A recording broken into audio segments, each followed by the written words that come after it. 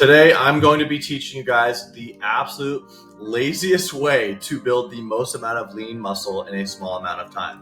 I do warn you, these strategies are not for the faint of heart.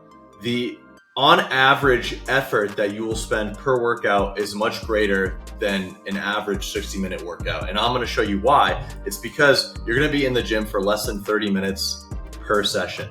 This was me when I was trying these exact strategies that I'm about to go over with you. And I mean, it took me 7.5 minutes to get a good pump like this. So, I mean, these strategies, in my opinion, I thought I looked pretty decent. They do work. However, we'll just get into it. Okay. So on average, you'll probably be in the gym for less than 2 hours per week. I'm not lying to you guys. Okay. Let's just go over into nutrition first. Okay. So first strategy is just basically, you're just going to want to be eating the same meals. Okay. You have no time. If you're trying to be lazy about this, or you just don't have a lot of time, you do not have the time, energy, or resources to be making all of your meals Instagram worthy. Make them just the exact same and make sure everything has protein in it. Use the 80-20 rule. Basically, just make sure that 80% of your meals are whole foods, natural foods, and 20% are whatever just fits in your regular bank account for the calories that you give yourself throughout the day. All right. I'm not telling you to withhold yourself from going out to eat with friends or going out with your coworkers. That's not the point of this.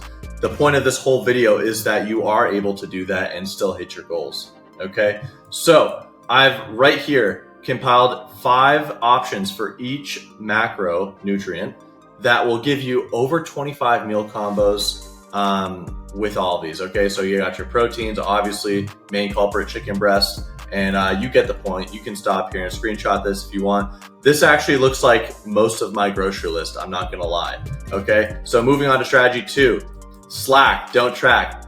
Now, if you've watched any of my other videos, you know that this is quite the opposite kind of advice that I do give people. Okay. Now, the reason for this is that if you're trying to be lazy about getting fit in the shortest amount of time with the least amount of effort, you're not going to be typing in all your shit after every meal. Okay.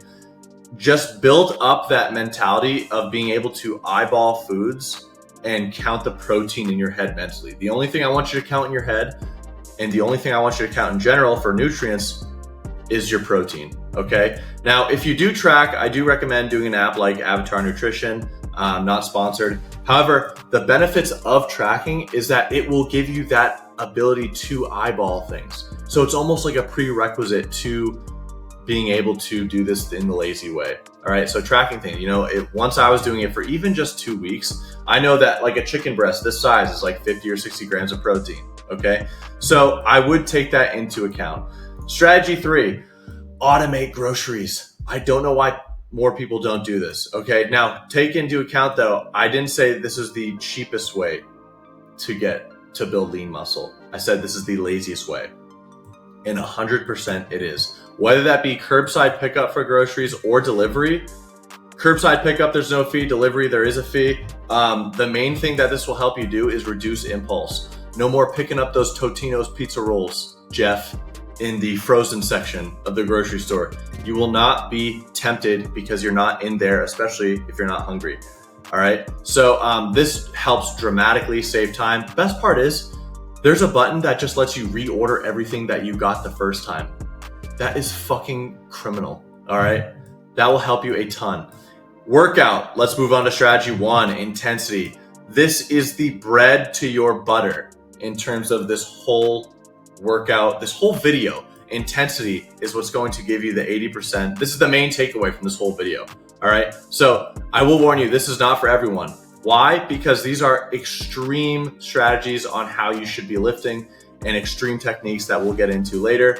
I would recommend this is probably not for very, very beginners. And this is also not for probably elder people or people with like a glass body that get hurt easily. I'm not saying you will get hurt during this. However, you just definitely want to make sure that you have a good understanding of your own body and what your limits are. Okay. So the high intensity training, otherwise known as HIIT, was coined by Mike Mentzer. Little fun fact, if you don't know, Mike Mentzer was a bodybuilder in the 70s and 80s. And he came up with this high intensity system that he modeled after stuff that he learned from this guy named Arthur Jones. Fun fact about Arthur Jones, he created the Nautilus workout equipment that you might see at your gym. So next time you go to your gym, go see if it says Nautilus on it. And if it is, now you know it was made by Arthur Jones. All right. So Mike Mentzer, also another fun fact, he was the only bodybuilder to become Mr. World to get a perfect score. So he obviously knew something. All right. So right here, all it says is, the other key component of HIIT is the low workout volume. This is the secret. The secret, if there is one, is high intensity. And when you actually train with high intensity, you don't need a lot of volume. Arthur Jones said in 1979, Mike Mentzer prescribed only 3 to 6 working sets per body part. Supersets count as 2 sets, with typically 1 or 2 lighter warm-up sets per exercise, okay? This is an example of the program that I followed because this was directly said by Mike Mentzer just as a beginner, ideal program for the high intensity program, all right? So this is what I modeled mine after. I didn't copy this to the T. I did make a couple of adjustments. However, it is a decent place to start. So, here's a free workout program for someone watching the video. And it works very, very well. Also, if you look up on YouTube, you'll be able to see his direct instructions as well. The main thing that I want you to focus on, though, is not the exercise selection. It's the techniques and tactics on how these exercises are executed. Okay, so even Mike said that. I'm not saying, he didn't say the pec deck was the holy grail of building the chest and back day. It's just an example on how of a good movement pattern that you should be following for chest. Okay, so if you don't have pec deck, just swap it out for another kind of fly. If you don't have an incline press, swap it out for an incline barbell bench press. Okay, are you picking up what I'm putting down? Okay, like if you don't have a lateral raise machine, use dumbbells and do the lateral raise. Just keep it in the same family. Strategy 2, lazy warm-up. So what do I mean by this? Let me first explain to you what a non-lazy warm-up is. Okay, a non-lazy warm-up is like you're getting in the gym. Let's just say you got a leg day. You're going on the treadmill for 10 minutes. You're making sure you get up to homeostasis. Then you're going to do your hip flexor technique thing. You're all these little T's that you have to cross, dot, I's that you have to dot, okay? And you're doing all these little things. You bring your bands, you do your stretching, you mix your pre-workout right there. Now, the lazy warm-up, get this, is just basically take the first exercise. Let's just take the same example. Let's say you're going in to do your squats. Let's just say you're going to squat around 300 pounds that day. All you're going to do, stick with me here, you follow me, camera guy, is that you're just going to do the same exercise that you're going to start with, but in a lighter weight. And you're going to build up to the working weight with no specific rep scheme, just until you feel warm. Okay, so let's just say you need to squat 300 pounds that day. Go and squat, and the lazy warm-up would going to be and squatting just the bar for, let's just say, 20 reps. Then you put 100 pounds on there, 135. Then you squat 10 reps. You're like, oh, this is good. I'm not too exhausted yet. Then you put 200 pounds on there. You squat it maybe 3 times, and then you're like, okay, I'm good. I'm very warm now. That's a lazy warm-up. Just doing some warm-up sets of the exercise that you're going to execute next, okay? Last but not least, strategy 3. This is the butter to your bread, okay? Remember I said this was the bread? This is the butter. All right? Listen up.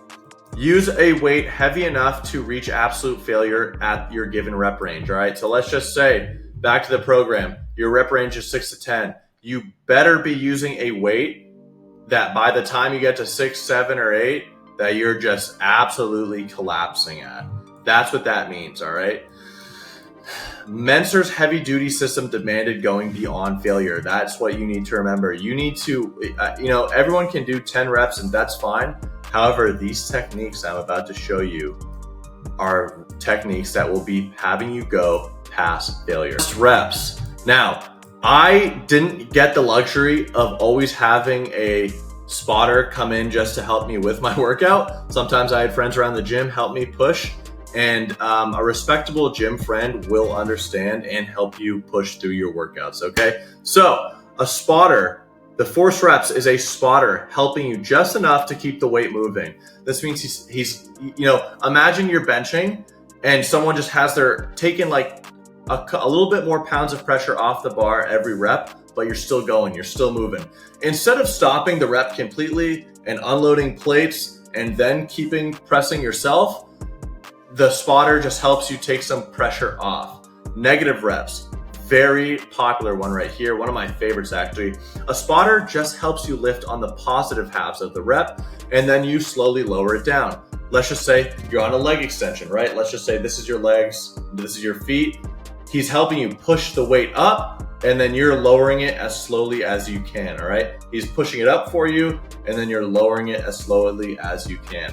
Rest pause. After reaching failure, rest for approximately 15 seconds and perform another rep. Repeat for 2 to 3 reps. Spencer had another way of doing a rest pause set, 4 to 6 max signal reps with a rest of 10 to 15 seconds between each rep, and a 20% reduction of weight near the end in order to get that last rep in or two. So basically what that means, you're going to load up the weight for probably a roughly max, whatever you can do for a max of 2 to 3 reps. Push, get that second or third rep in, take a 10-second break, go for 2 more maybe, drop the weight, go for maybe 2 more, all right? That's what that means. Pre-exhaust supersets. So basically, do a set of isolation exercises before the set of the compound lift, all right? For that same muscle without resting. The muscles targeted with the isolation exercise work to their maximum and give out first during the compound exercise. So what does that mean? Let's just say you're going to squat. A lot of squat examples. Squat, one of the main muscles used is your quads. You know, there's a bunch of different muscles being used in the squat. Let's just say the quads.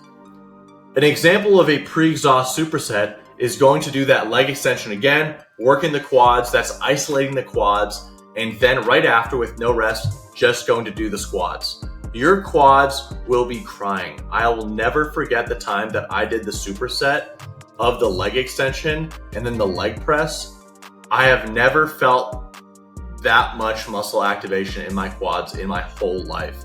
It was absolutely insane. So that is all the techniques that I've given you to be able to build the most amount of lean muscle the laziest way possible. As you can see, it's not for the faint of heart. You will be needing to give more effort per gym session. However, guys, like I said, when I was doing this kind of program and this kind of strategy, I was in the gym for such little time that I had no idea what to do with all the extra time. Okay, I literally started teaching myself a different language. I had so much free time. All right, so if you like this video, subscribe for more. Go watch another video of mine